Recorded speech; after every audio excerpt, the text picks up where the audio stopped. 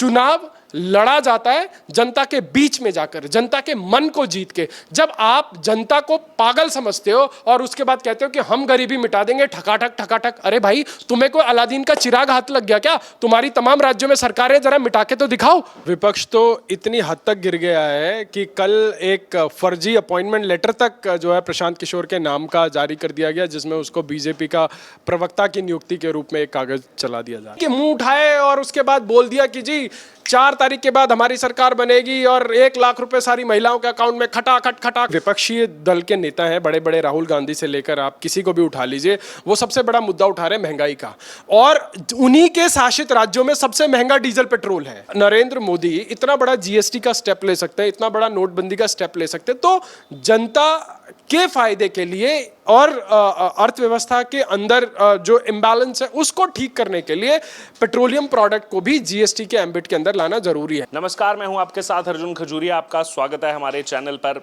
लोकसभा चुनाव इस समय जो है जोरों शोरों से चल रहा है। 5 चरण का मतदान हो चुका है, 2 चरणों का मतदान बाकी है, और इसी बीच इस पर विश्लेषण करने के लिए हमारे साथ मौजूद हैं चुनावी रणनीतिकार वेद शर्मा जी। वेद जी, अगर बात की जाए पिछले 10 सालों में जो एक भारत में पॉलिटिक्स का सिनेरियो चेंज हुआ है, 2014 में एक बूम आया पीएम मोदी का, और उसका एक बड़ा श्रेय उनकी स्ट्रेटजी बनाने वाले पीके को दिया गया, प्रशांत किशोर। अभी उनके वीडियोस बहुत वायरल हो रहे हैं और वो कह रहे हैं कि तीसरी बार मोदी सरकार आ रही है, इसको कोई डिनाई नहीं कर सकता, और अब पूरा विपक्ष जो है पीके के पीछे पड़ गया कि ये तो बीजेपी के ही एजेंट हैं। तो क्या कहेंगे इस पूरे में? देखिए, विपक्ष तो इतनी हद तक गिर गया है कि कल एक फर्जी अपॉइंटमेंट लेटर तक जो है प्रशांत किशोर के नाम का जारी कर दिया गया, जिसमें उसको बीजेपी का प्रवक्ता की नियुक्ति के रूप में एक कागज चला दिया जा रहा है। देखिए, कल तक प्रशांत किशोर कांग्रेस के साथ काम कर रहे थे, शिवसेना के साथ कर रहे थे, मतलब बीजेपी के सभी विपक्षियों के साथ उन्होंने काम कर लिया, तो जो है प्रशांत किशोर बहुत अच्छे आदमी थे। अब आज उन्होंने सच्चाई जैसी बतानी शुरू की तो जो है वो बुरे हो गए।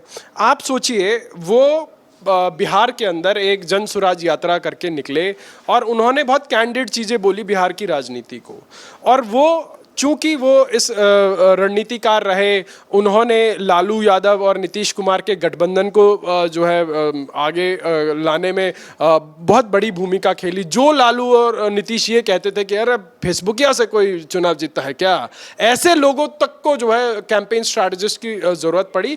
तो देखिए, आज हम एक नए युग में प्रवेश कर चुके हैं पिछले 15 सालों के अंदर, और भारत एक बहुत बड़ी मार्केट है सभी चीज़ों के लिए। तो जब हम चुनाव की बात करते हैं, तो अब जब चुनाव लड़ना एक डिफरेंट जो है गेम हो चुकी है। चुनाव लड़ना ये नहीं कि भाई आप गए कहीं गांव में गए, आपने सभा करी और बस आपने कह दिया, किसी सरपंच को कह दिया, हो गया। नहीं, आज की डेट में communication is the most important की, कि आपने क्या किया, क्या आप कर रहे हैं, और उसके बेसिस पे आपसे क्या संभावनाएं हैं। ये नहीं कि मुंह उठाए और उसके बाद बोल दिया कि जी 4 तारीख के बाद हमारी सरकार बनेगी और 1 लाख रुपए सारी महिलाओं के अकाउंट में खटाखट खटाखट खटाखट। देखो, खटाखट से ये देश नहीं चलता है। देश देखती है कि आपका रिपोर्ट कार्ड, आपने क्या किया है। देखिए, 2014 में जब मोदी जी आए तो इस देश के अंदर लोगों को, पॉलिटिकल लोगों से मतलब बहुत वितृष्णा हो गई थी कि भाई एक जो है देश के अंदर सरकार चल रही है, एक तो हाई होप है इस देश के अंदर, भाई कह रहे हैं कि भारत जो है एक उभरती हुई इकॉनमी बन सकती है, उसके बाद एक बहुत बड़ा इकोनॉमिस्ट प्राइम मिनिस्टर, उसके बाद भी भ्रष्टाचारी भ्रष्टाचार भ्रष्टाचारी भ्रष्टाचार, महंगाई चरम पर, घोटालों के अलावा कुछ सुनने को नहीं मिलता था। तो मोदी जी एक केस स्टडी के रूप में थे कि भाई जिन्होंने गुजरात को वाइब्रेंट गुजरात बनाया। आप देखिए, वो हर साल एक बड़ा इन्वेस्टर समिट करते थे, तो देश के बड़े बड़े उद्योगपति से लेकर विश्व के बड़े बड़े जो है इंडस्ट्रियलिस्ट आकर गुजरात में इन्वेस्ट करना चाहते थे। अब आप सोचिए कि टाटा सिंगूर में जो है प्लांट लगाना चाहता था, और वहां पे ममता बनर्जी ने उसको इतना बड़ा एक राजनीतिक मुद्दा बना दिया कि टाटा इतना बड़ा प्लांट जो है गुजरात में ले गया, और इससे नुकसान किसको हुआ? इससे बंगाल को नुकसान हुआ, बंगाल के लोगों को नुकसान हुआ। तो जो नेता होता है उसकी नीति और उसकी नीयत जो है देश की जनता देखती है। मोदी जी ने 2014 से 2019 के बीच में अपने क्रेडेंशियल प्रूव किए, despite of assuming his CM can as a CM for 13 years. उन्होंने 5 साल जो है क्या कहा, क्या किया, कैसे किया उन्होंने देश के सामने वो करके दिखाया। और 2019 में उसी के मैंडेट के ऊपर उन्होंने मैंडेट लिया, बोला देखो जी मैंने आपसे 2014 में ये घोषणा की थी, मैं इतना करने में सफल रहा हूं और आप मुझे दोबारा मैंडेट देंगे तो मैं ये करूंगा। जी, यही जो आपने बात कही 19 में जो उन्होंने किया, अभी पीके ने जो बड़ी अहम बातें कही हैं उसका प्रभाव जो है देश भर में पड़ सकता है। उन्होंने कहा कि अगर सरकार जैसे जो बन नहीं रही है वो तो मान ही रहे हैं, और सरकार बनने के बाद तुरंत 4 बड़े बदलाव जो मोदी करेंगे, जो उनके हिसाब से उनकी भविष्यवाणी है। सबसे पहले पेट्रोलियम प्रोडक्ट्स को जीएसटी में लाया जाएगा, क्योंकि ये लगातार मांग रही है लेकिन राज्य इसके खिलाफ रहे हैं, लेकिन वो फिर भी उस काम को करेंगे ही करेंगे। बड़े बड़े स्टेप वो ये लेने जा सकते हैं। देखिए देश के अंदर बड़े इकोनॉमिक रिफॉर्म्स की बहुत आवश्यकता है। आज जो लोग महंगाई का रोना रो रहे हैं, जितने भी विपक्षी दल के नेता हैं, बड़े बड़े राहुल गांधी से लेकर आप किसी को भी उठा लीजिए, वो सबसे बड़ा मुद्दा उठा रहे हैं महंगाई का। और उन्हीं के शासित राज्यों में सबसे महंगा डीजल पेट्रोल है। क्यों? वैट उनसे कम नहीं किया जाता। अब सोचिए राज्य के सबसे बड़े अर्निंग सोर्स क्या हैं? एक तो आपका पेट्रोलियम प्रोडक्ट के ऊपर और दूसरा आपका एक्साइज जो आप जो है शराब के ऊपर लेते हैं। तो ये बड़े 2 एलिमेंट होते हैं जिसके ऊपर कोई भी राज्य सरकार जो है कॉम्प्रोमाइज करना नहीं चाहती। अभी पीछे 5 साल राजस्थान के अंदर कांग्रेस की सरकार रही और उस 5 साल राजस्थान की जनता ने देश में सबसे महंगा डीजल पेट्रोल खरीदा। आप राजस्थान के बॉर्डर से इधर हरियाणा में आ जाइए, 8 रुपए सस्ता पेट्रोल है, राजस्थान के अंदर घुसते ही 8-9 रुपए महंगा पेट्रोल है। और वही राहुल गांधी रोज देश के अंदर घूम घूम के महंगा पेट्रोल कर रहे हैं। तो जरूरी है, जब नरेंद्र मोदी इतना बड़ा जीएसटी का स्टेप ले सकते हैं, इतना बड़ा नोटबंदी का स्टेप ले सकते हैं, तो जनता के फायदे के लिए और अर्थव्यवस्था के अंदर जो इम्बैलेंस है उसको ठीक करने के लिए पेट्रोलियम प्रोडक्ट को भी जीएसटी के एम्बिट के अंदर लाना जरूरी है। ये एक फैक्टर है। उसके अलावा और भी बड़े बड़े स्टेप हैं जो पिछली सरकारों में उन्होंने लिए हैं। देखिए उनके जितने भी डिसीजन हैं वो सारे बोल्ड डिसीजन हैं। आप बताइए, हम आज लगभग 75 साल की आज़ादी पा चुके हैं। क्या इससे पहले कोई बड़ा प्राइम मिनिस्टर, कोई बड़ा लीडर जो है इस प्रकार के स्टेप नहीं ले सकता था? निश्चित रूप से ले सकता था। इस देश के अंदर PV Narasimha Rao prime minister हुए, उन्होंने अच्छे काम किए। उसके बाद इस देश के अंदर मनमोहन सिंह प्राइम मिनिस्टर हुए, वो कर सकते थे पर उनके हाथ बंधे हुए थे, वो नहीं कर पाए। आज नरेंद्र मोदी कर रहे हैं और पूरा विश्व जो है उनकी प्रशंसा कर रहा है। और अब वो अपने काम के आधार पर, मैं वही कह रहा हूं, देखिए आज आप किसी डॉक्टर के पास जाएंगे, अगर वो अच्छा डॉक्टर होगा तो आपकी नब्ज पकड़ेगा और आपको बता देगा कि भैया आपको ये प्रॉब्लम है। तो प्रशांत किशोर भी जो है, जब वो 2014 से पहले से काम कर रहे थे और पिछले 10 सालों में वो भी और ज्यादा निखर के आए हैं। उन्होंने पूरे देश में लगभग सभी पॉलिटिकल पार्टीज के साथ काम किया है।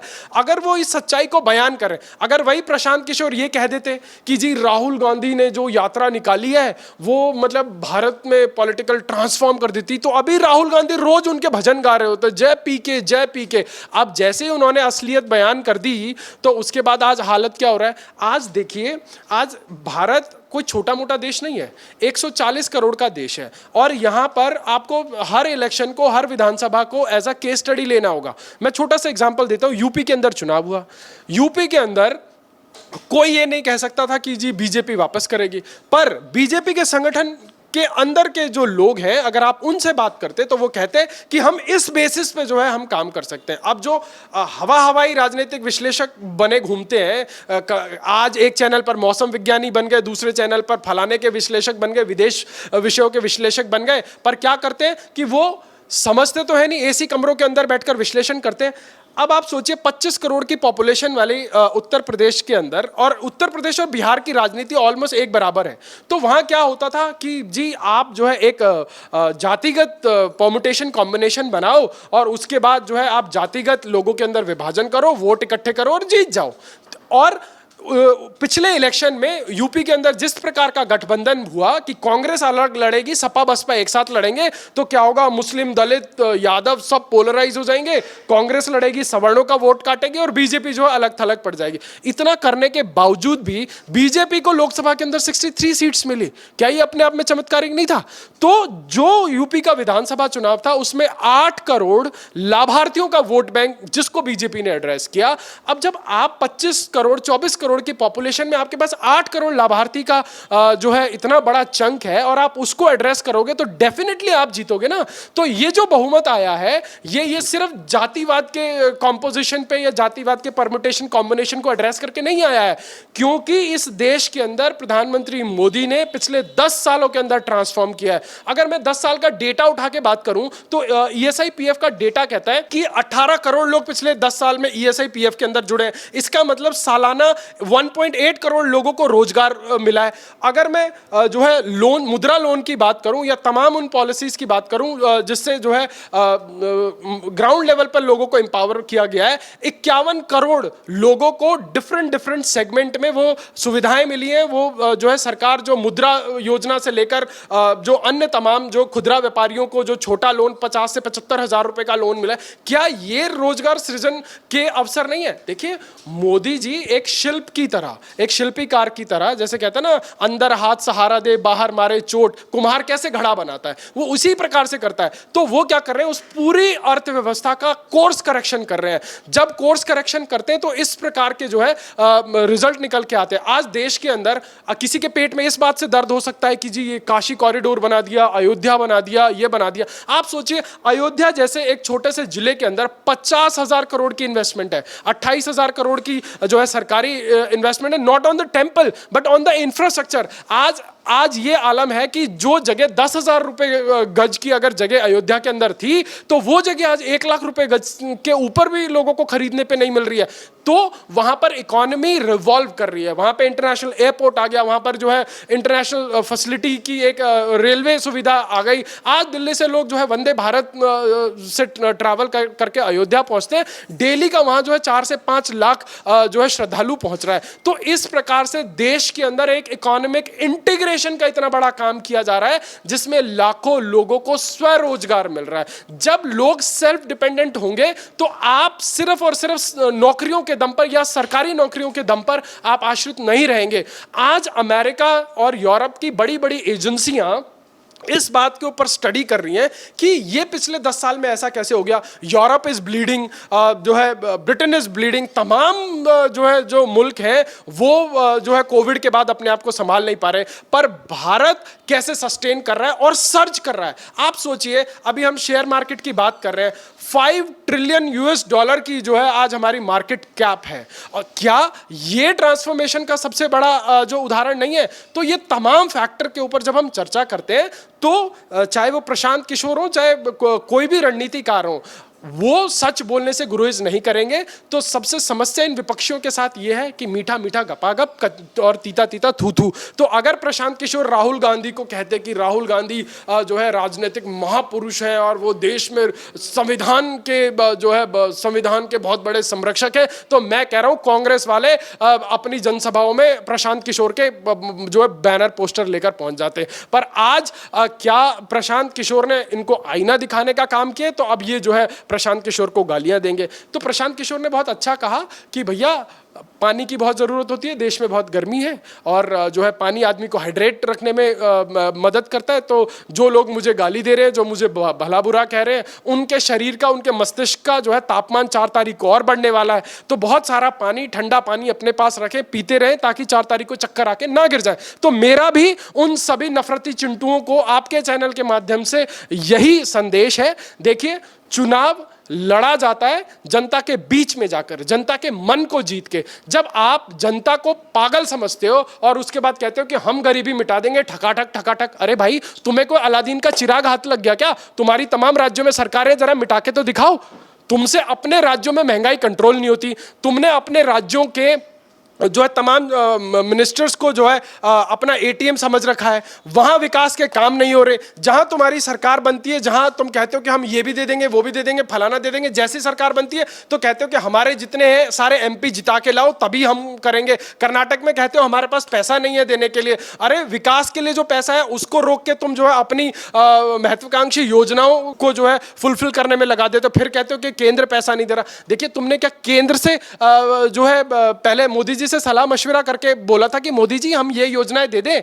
आज जैसे पंजाब का बहुत बड़ा एग्जाम्पल है, पंजाब में कांग्रेस को गाली दे के आम आदमी पार्टी सरकार बनाती है, उसके बाद उसी कांग्रेस के गोदी में जाके बैठ जाती है, फिर बोलती है संविधान बचाना। अरे भाई, संविधान को तार तार तुम लोग कर रहे हो, अपने नेताओं को तुम पिटवा रहे हो, और उसके बाद जनता के बीच में आके झूठ तुम बोल रहे हो। तो आज प्रशांत किशोर और उनके जैसे तमाम रणनीतिकार सिर्फ चुनाव के रिजल्ट के कुछ दिनों पहले सच्चाई बयान कर रहे हैं, और इसी सच्चाई बयान करने के चलते वो लोग जो है टारगेट पर।